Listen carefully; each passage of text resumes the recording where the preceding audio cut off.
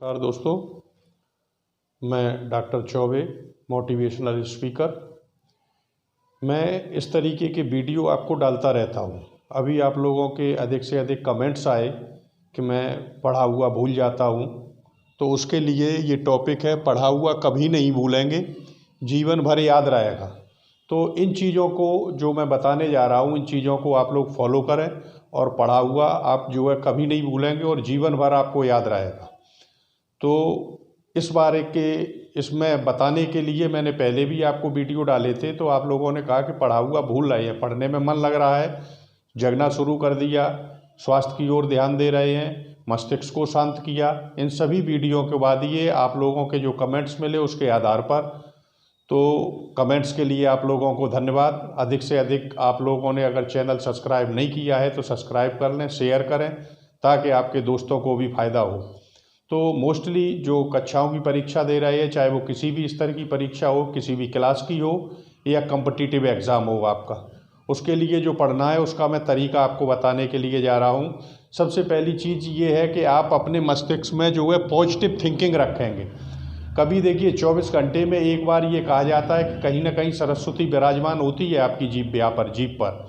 तो उस समय आप सोचते मैं ऐसा नहीं कर पाऊँगा, करूँगा या नहीं करूँगा, ये बिल्कुल छोड़ दीजिए। आपने अपनी क्षमता के अनुसार जिस क्षेत्र को चुन लिया है, जिस पोस्ट को चुन लिया है, चाहे वो यूपीएससी हो, पीसीएस हो, पीएससी हो, आरएएस हो, एसएससी हो, बैंक हो, रेलवे हो, एसआई का हो, कुछ भी हो, आप पहले अपनी क्षमता को देख करके क्षेत्र चुन लीजिए कि मैं ये कर सकता हूँ। फिर बस दिमाग में यही चीज़ बिठा दीजिए कि मैं इसे करके रहूँगा, क्योंकि विद्यार्थी ही करते हैं। तो जब वो लोग कर सकते हैं, अगर एक भी व्यक्ति ने वो कार्य किया है तो मैं भी कर सकता हूँ।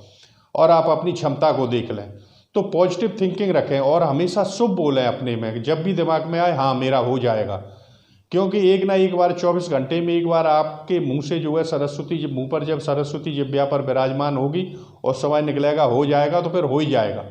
तो पॉजिटिव थिंकिंग रखिए, कभी नेगेटिव मत सोचिए। I can do, I will do, मैं कर सकता हूँ और करूँगा। इस उद्देश्य के साथ आप आगे बढ़ेंगे। फिर क्या करना है आपको? Self discipline. बिना अनुशासन के कुछ नहीं होता। अनुशासन देखिए, आप प्रकृति से भी अगर अपन उदाहरण लेना चाहें तो ध्यान से देखिए कि सूरज और चंद्रमा प्रतिदिन सदा समय पर उगते हैं और निर्धारित गति से चलकर निज यात्रा पूरी करते हैं।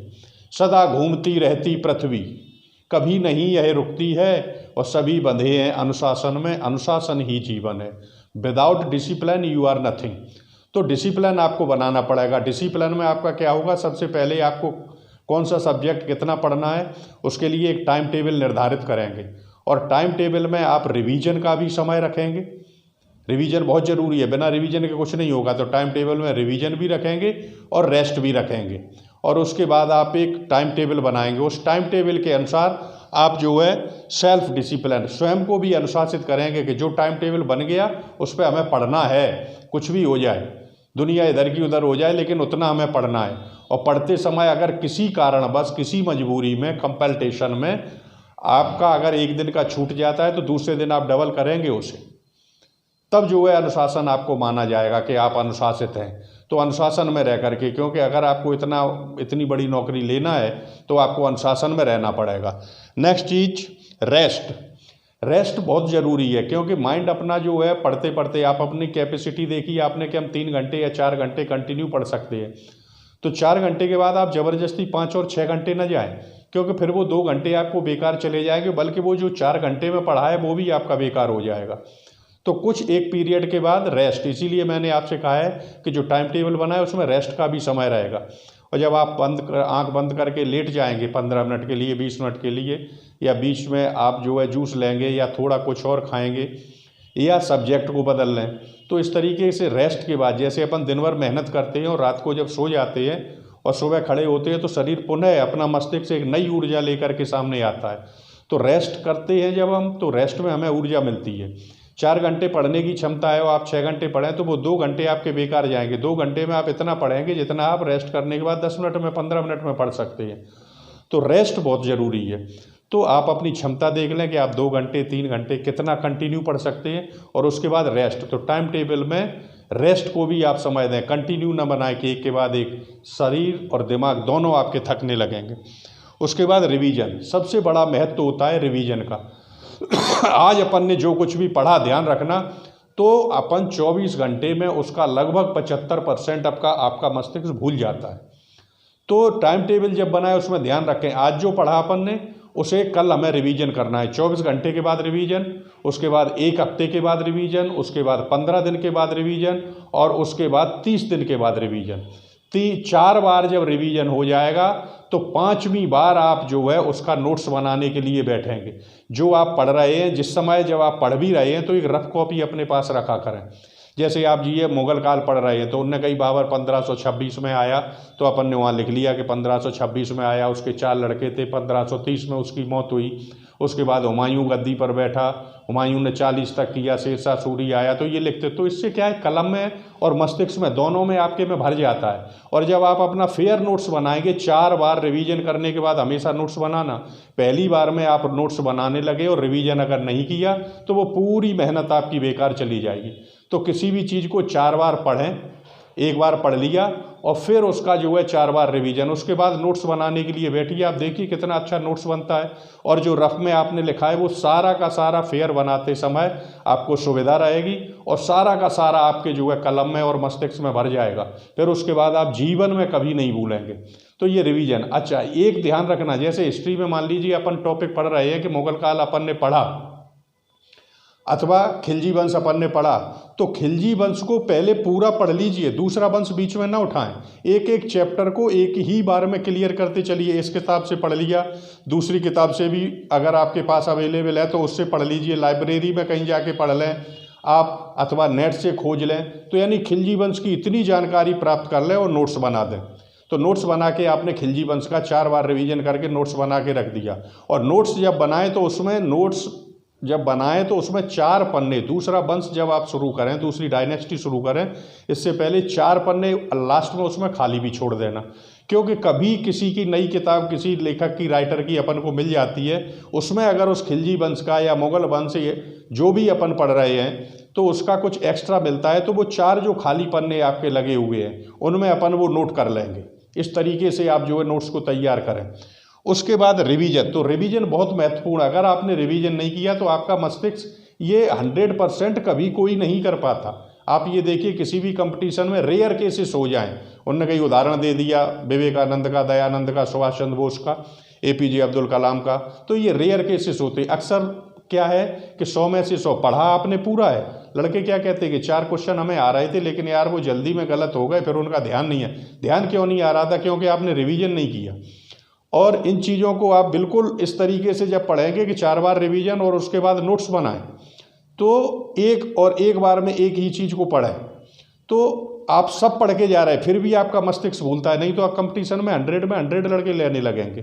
तो कहीं ना कहीं कितनी भी बार आप रिवीजन करें 100% कभी हो ही नहीं पाता, ये नॉर्मल नियम है। फिर भी आप क्या करें, ध्यान रखें कि revision is must. 4 bar revision और उसके बाद नोट्स बनाना, फिर नोट्स को अपन रिवाइज करेंगे तो फिर आप ज़िंदगी में कभी नहीं भूलेंगे। उसके बाद क्या है, रेगुलरिटी। अगर रेगुलरिटी नहीं है, आपने टाइम टेबल तो बना लिया और 4 दिन टाइम टेबल चला और उसके बाद सब खत्म हो गया, तो कुछ भी हासिल नहीं होगा आपको। Regularity plus hard work is equal to success.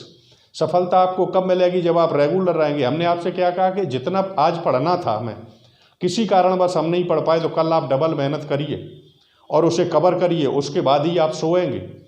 तो रेगुलरिटी बहुत ज़रूरी है, इसमें आपको ध्यान रखना चाहिए। कछुआ और खरगोश जैसी, कछुए ने क्या किया था कि रेगुलर चलता रहा था, धीमे जरूर चला। खरगोश ने क्या सोचा, हम तो कभी भी कर लेंगे। यही आप लोग सोचते हैं, जब सुबह 4 बजे 5 बजे जगने का टाइम आया, पेरेंट्स ने आपको जगाया, नहीं मम्मी हम कल से ज़रूर पढ़ेंगे, वो कल कभी आपकी आती नहीं है। तो रेगुलरिटी आपको रखना पड़ेगी, अनुशासन में रहें और रेगुलर रहें। उसके बाद आया point of Prestige. Point of Prestige, जब आप किसी चीज़ को बना देते हैं कि हमारा ये स्वाभिमान, हमें सारे लोग हंसेंगे अगर हमने ऐसा नहीं किया, तो आप जो है उसे ज़रूर करेंगे। क्योंकि संसार में आपको क्या का डर होता है, समाज का और डर होता है कि रिश्तेदार ये कहेंगे या पड़ोस के लड़के का सिलेक्शन हो गया, मेरा नहीं हो पाया। ये चीज़ें जब तक आप पॉइंट ऑफ प्रेस्टीज, आप उसे अपना जो है सम्मान का पॉइंट बना देंगे कि एक पॉइंट ऑफ प्रेस्टीज बन गया हमारा कि हमें सिलेक्शन लेना ही है, तो आपको आएंगे। दूसरी, ऑलवेज रिमेंबर योर रिस्पॉन्सिबिलिटीज, अपनी जिम्मेदारियों को समझिए। आप अगर घर में बड़े हैं, आपका सिलेक्शन हो गया, तो आपके छोटे भाई भी आपसे शिक्षा ले सकते हैं। अगर आप छोटे, आपका सिलेक्शन हो गया, तो अन्य लोग, परिवार के रिश्तेदार आपसे शिक्षा ले सकते हैं। दूसरा, ऑलवेज लर्न द हैबिट्स, और जो आकांक्षाएं आपके पेरेंट्स ने आपसे लगाई हैं, always remember the condition of your parents, कि हमारे माता पिता कितने कष्टों से जो है पैसा कमा करके, अपनी पॉकेट मनी, अपना पेट काट करके हमारी पढ़ाई पे खर्च करते हैं, हमें जो है किताबों के लिए पैसे देते हैं, हमें सुविधाएं दे रहे हैं, और इनके लिए हम कुछ ना कर पाए। अगर ज़िंदगी में जो पढ़ाई की सुविधा दे रहा है, वो पढ़ाई से लेकर हम इनके लिए कुछ ना कर पाए, तो इन चीज़ों को ध्यान रखना। एक कहानी आती है कि बच्चे को माता पिता ने, उनके पास कर्ज था तो शहर में भेज देते हैं उसे कुछ दिनों के लिए, कि जाओ तुम बेटा वहाँ मजदूरी करना, नौकरी करना किसी के यहाँ, ताकि हमारा कर्ज चुकाया जा सके। तो जब वो शहर में जाता है और वहाँ पे उसे मजदूरी मिलती है, तो जब उसे शाम को सोने जाता था तो माता पिता की याद आती थी कि उनका कर्ज चुकाना है, तो उसने रात में रिक्शा भी चलाना शुरू किया। और ऐसे करके जब माता पिता का उसे ध्यान आता था, तो रात में भी रिक्शा चलाए, कम सो करके, और उसने जो है अपने माता पिता का कर्ज चुकाया। तो कितनी बड़ी बात है जो है कि माता पिता का कर्ज चुकाने के लिए उसने दिन रात एक कर दिए।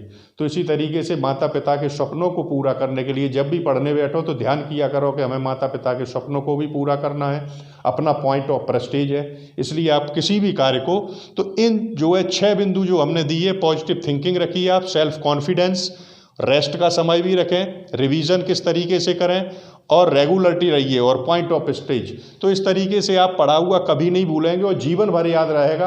आज से आप शुरू कर दीजिए और फिर आप देखिए कि आप जीवन में कभी नहीं भूलेंगे, ये मेरा वादा है। And you will definitely get success. जय हिंद, जय भारत।